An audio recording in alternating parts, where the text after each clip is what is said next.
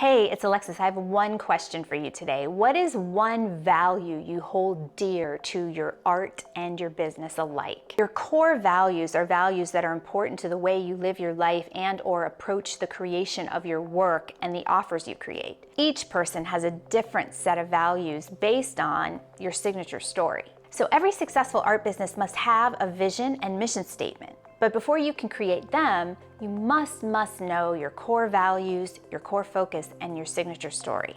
Identifying and crafting all of these for your business is at the heart of what we do in the Artist Marketing Masterclass. The link is in the bio. In this free class, we take you step by step through creating your artistic business mission. You must first explore your personal core values, then fine-tune your core focus, and finally create the vision and mission statement that best suits your unique brand. So I ask again, what is one value you hold dear to both your art and your business? Please share in the comments below. I can't wait to see what you have to share and continue this really important discussion.